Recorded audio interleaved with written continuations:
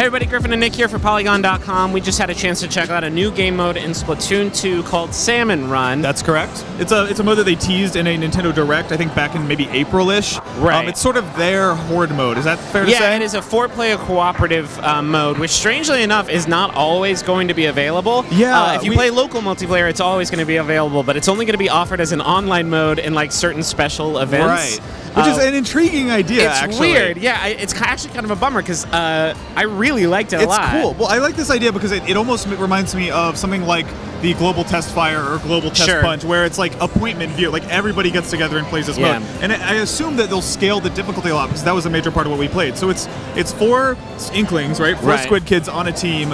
And you're sort of, in the bit we played, we were on this sort of oil rig with these sort of mob enemies coming at us, right? Yeah, so these enemies are constantly spawning and coming at you, and occasionally bosses will spawn, and the four of you have to take them down and collect the eggs that they drop, and then sort of dunk them in a hoop back to the center of the map. You have to manually walk up to them and press A, and they can steal them away from you, which is They can steal them away. So what's neat is if any of your teammates go down, they'll turn into a little life preserver that if you shoot the life preserver, you can resurrect your teammates. Yeah. If all 4 of you go down at any point, it's game over. So you have to work together. I like that mechanic a lot. I was surprised how cool it is to play a horde-based multiplayer thing where you still have to be concerned about inking the ground so you and your teammates can get around quickly. Yeah, it really uses what's cool about Splatoon, but sort of interprets it in this new way. Honestly, like, I was not especially sold on Splatoon 2. I didn't play that much of the original, but I love co-op modes like this in shooters. Some of the bosses were extremely difficult. Yes, the way it scales is it's on a percentage where 100% is the most difficult.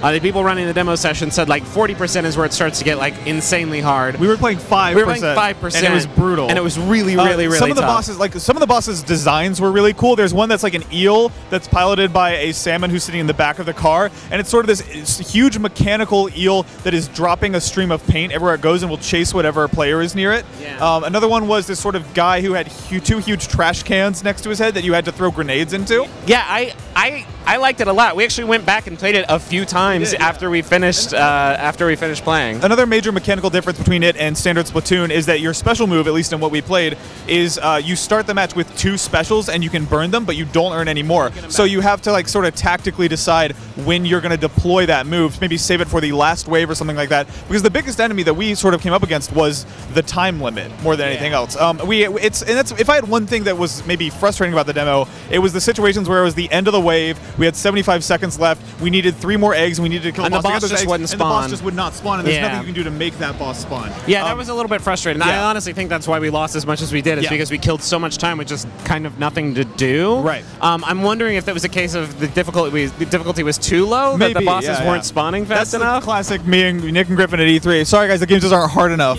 Yeah, they weren't hard enough for our amazing we lost skills. because we were too good, actually. Also, like, this is the first, I missed all the global test fires. This is the first time I played Splatoon 2. Oh, cool. So this may not be news to you at home. It feels fucking great. It really does feel great. Interestingly, we were playing it in portable mode with motion controls turned on and no way to turn them off. So it worked better than I thought it would. Still went pretty well, yeah surprising pretty much everybody. So that is what we thought of this new mode in Splatoon 2. Yep. I'm excited to see what I guess the rest of the game is. Yeah, it's coming out pretty soon. I guess it's not all shooting evil fish. No. For the most part. Some of it. But no, I want to see I'm really excited to see what the actual single-player content is this time around, because I liked what they had in the first one, but it was thin a little. Yeah, so I'm ready for more of that.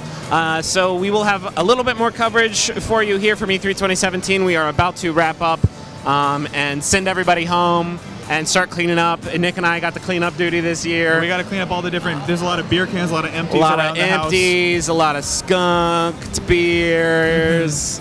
Sometimes I'll pick it up. I'll still sip at it. Hey, it's free beer. Hey, it's free beer. Kind of a weird ending to this video, yeah, sure Splatoon was. 2 rated T for teen. Is it rated T? Probably E10+, right? Probably.